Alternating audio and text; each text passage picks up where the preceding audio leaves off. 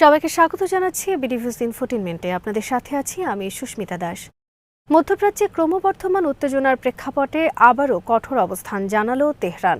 ইরানের parliament speaker Mohammad বাকির কালিবাফের কৌশলগত উপদেষ্টা মাহদি মোহাম্মদি বলেছেন, ইরানের বিরুদ্ধে হুমকির মাত্রা এখনও নজিরবিহীন পর্যায়ে পৌঁছেছে এবং পরিস্থিতি এমন এক পর্যায়ে দাঁড়িয়েছে যেখানে ঐতিহাসিক মুখোমুখি সংঘাতের সম্ভাবনাকে উড়িয়ে দেওয়া যাচ্ছে না। তার ভাষায়, যুক্তরাষ্ট্র এমন এক মনস্তাত্ত্বিক ও সামরিক চাপের পরিবেশ তৈরি করতে চাইছে যাতে ইরান নিজেদের দুর্বল ভাবতে বাধ্য হয়। তবে তেহরানের অবস্থান স্পষ্ট, অস্তিত্বের প্রশ্নে কোনো আপোষ নয়। আরও বিস্তারিত থাকছে ওয়াহিদ ফারুকীর প্রতিবেদনে।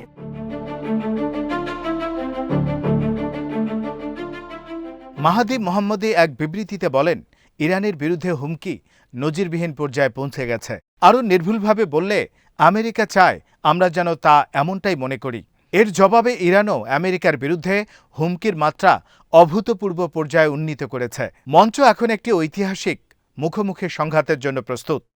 তার এই বক্তব্য কেবল রাজনৈতিক প্রতিক্রিয়া নয়, বরং কৌশলগত সতর্কবার্তা হিসেবে বিবেচিত হচ্ছে।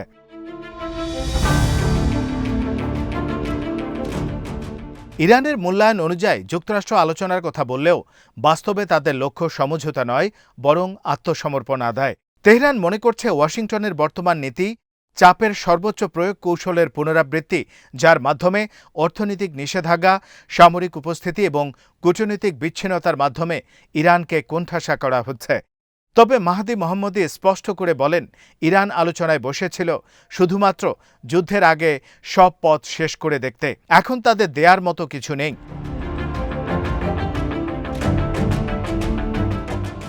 তেহরানের অভিযোগ, ইসরায়েলের প্রধানমন্ত্রী বেঞ্জামিন নেতানিয়াহু নিউ ইয়র্কের প্রভাবশালী ইহুদি লবি এবং জায়নবাদী নব্য রক্ষণশীল গোষ্ঠীগুলো মার্কিন প্রেসিডেন্ট ডোনাল্ড ট্রাম্পকে প্রভাবিত করছে। ইরানের ধারণা, ট্রাম্পের কাছে যে গোয়েন্দা তথ্য ও বিশ্লেষণ উপস্থাপন করা হচ্ছে তাতে ইরানকে দুর্বল, অর্থনৈতিকভাবে বিধ্বস্ত এবং রাজনৈতিকভাবে বিভক্ত হিসেবে দেখানো হচ্ছে। এই চিত্রকে ব্যবহার করে একটি সামরিক পদক্ষেপ ঐতিহাসিক সুযোগ হিসেবে তুলে ধরা হচ্ছে বলে দাবি করেছে তেহরান।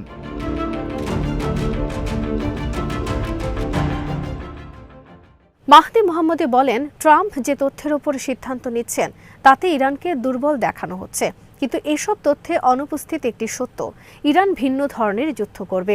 এটি হবে অস্তিত্বের যুদ্ধ। এই বক্তব্যের মাধ্যমে তিনি ইঙ্গিত দিয়েছেন যে সম্ভাব্য সংঘাত কেবল প্রচলিত সামরিক লড়াই হবে না, বরং তা হবে বহুস্তরীয় সামরিক, অর্থনৈতিক, সাইবার এবং আঞ্চলিক প্রক্সি নেটওয়ার্কের সমন্বিত প্রয়োগ।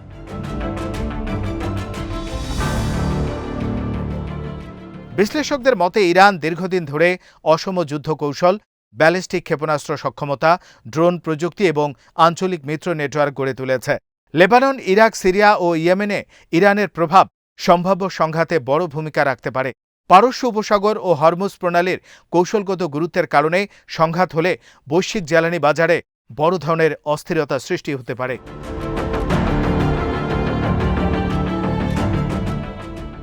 ইরান দাবি করছে তারা এখনও পারমাণবিক অস্ত্র তৈরি করেনি এবং দীর্ঘ সময় ধরে সংযম দেখিয়েছে। কিন্তু মাহদি মোহাম্মদি সতর্ক করে বলেন, সংযমের সীমা ফুরিয়ে গেছে। তিনি ইঙ্গিত দেন, যদি ইরানের অস্তিত্ব সরাসরি হুমকির মুখে পড়ে তাহলে নীতিগত পরিবর্তন আসতে পারে। যদিও তিনি সরাসরি পারমাণবিক অস্ত্র তৈরির ঘোষণা দেননি, তার বক্তব্য আন্তর্জাতিক মহলে উদ্বেগ সৃষ্টি করেছে।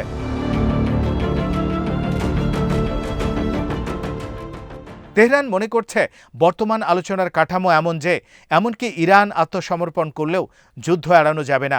মাহদি মোহাম্মদি প্রশ্ন তোলেন, যদি আত্মসমর্পণ করেও যুদ্ধ অনিবার্য হয় তাহলে ছাড় দেওয়ার যুক্তি কোথায়? এই বক্তব্য ইঙ্গিত করে যে ইরান এখন সংঘাতকে একটি সম্ভাব্য বাস্তবতা হিসেবে বিবেচনা করছে এবং প্রতিরোধের প্রস্তুতি নিচ্ছে।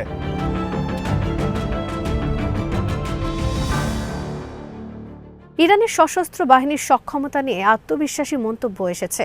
মাহদি মোহাম্মদি বলেন, দেশটির সামরিক বাহিনী অভিজ্ঞ কমান্ডারদের হাতে পরিচালিত হচ্ছে এবং বড় যুদ্ধের পরিকল্পনা বহু বছর ধরে বিশ্লেষণ করা হয়েছে।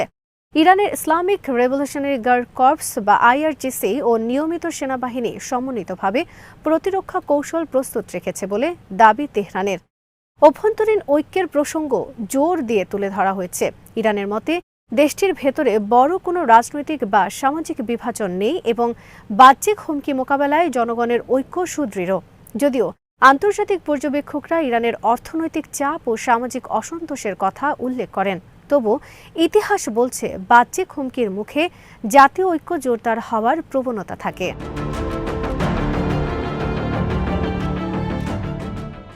আঞ্চলিক নিরাপত্তা পরিস্থিতিও দ্রুত পরিবর্তিত হচ্ছে। ইরানের সতর্কবার্তা হচ্ছে, অস্তিত্ব হুমকিতে পড়লে অঞ্চলও অক্ষত থাকবে না। আঞ্চলিক দেশগুলোর জন্য এটি একটি তাৎপর্যপূর্ণ বার্তা। এর অর্থ হল, সংঘাত হলে কেবল দ্বিপাক্ষিক থাকবে না, বরং মধ্যপ্রাচ্যের বিভিন্ন ফ্রন্টে ছড়িয়ে পড়তে পারে। ইসরায়েল, উপসাগরীয় রাষ্ট্রসমূহ এবং এই অঞ্চলে অবস্থানরত মার্কিন ঘাঁটিগুলো সম্ভাব্য লক্ষ্যবস্তুতে পরিণত হতে পারে। যুক্তরাষ্ট্রের জন্য এই পরিস্থিতি জটিল। সরাসরি সংঘাত মানে কেবল ইরানের সঙ্গে যুদ্ধ নয়, বরং একটি বহুস্তরীয় আঞ্চলিক সংঘাতে জড়িয়ে পড়া। মার্কিন প্রশাসনের জন্য কূটনৈতিক সমাধান ও শক্ত অবস্থানের মধ্যে ভারসাম্য রক্ষা করা কঠিন হয়ে পড়ছে। ইরান বলছে তারা যুক্তিসঙ্গত চুক্তি গ্রহণ করবে, কিন্তু আত্মসমর্পণ করবে না।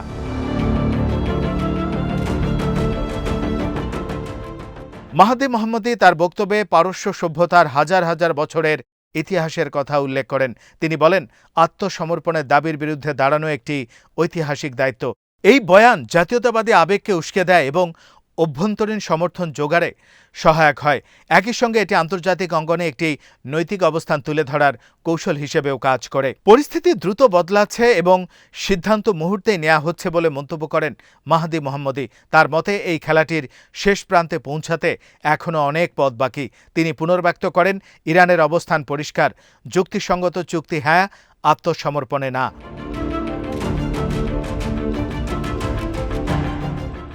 বিশ্লেষকদের মতে, বর্তমান উত্তেজনা যদি নিয়ন্ত্রণের বাইরে চলে যায়, তাহলে বৈশ্বিক অর্থনীতি ও জ্বালানি বাজারে বড় ধরনের প্রভাব পড়তে পারে। একই সঙ্গে মধ্যপ্রাচ্যে দীর্ঘস্থায়ী অস্থিরতা দেখা দিতে পারে। আবার কূটনৈতিক প্রচেষ্টা জোরদার হলে সংঘাত এড়ানো সম্ভব।